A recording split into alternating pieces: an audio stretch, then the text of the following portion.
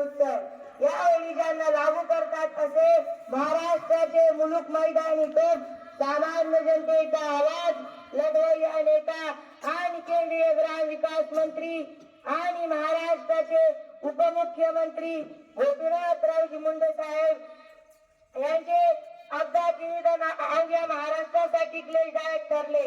आयुष्यभर संघर्षाचा सामना करीत संकटांवर मात करीत नवी नवी शिखरे गाठणाऱ्या या नेत्यावर अखेर काळाने घाला घातला आणि या लोकनायकाला आपल्यातून हिरावून नेले. काय खूप निवडूर असतो असे म्हणतात, त्यांची पुन्हा प्रचिती आली. महाराष्ट्राला विकासाच्या नव्या उंचीवर नेण्याचे स्वप्न पाहत असताना स्वतःचा राहणाऱ्या नेत्याच्या गाडाला पूर्णविराम मिळाला.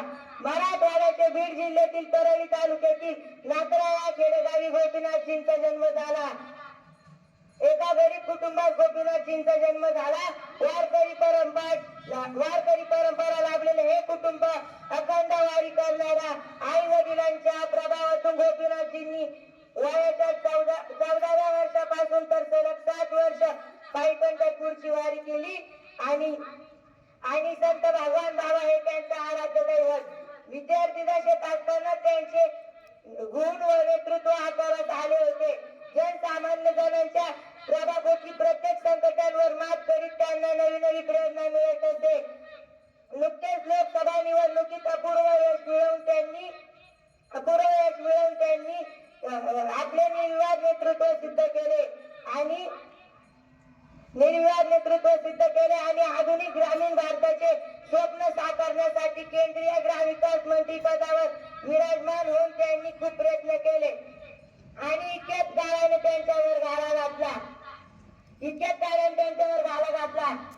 जनसामान्य जणांच्या हितासाठी झुंजणारा जननायक आपल्यातून हिरावून नेला.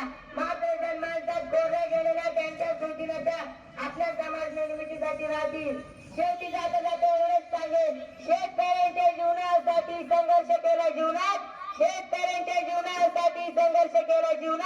वाघासारखा लढला परळीचा गोपीनाथ. दिल्लीच्या दरबारी आवाज घुमतो नाथांचा बोलेल पण वाटणार नाही भक्त भगवान बाबांचा.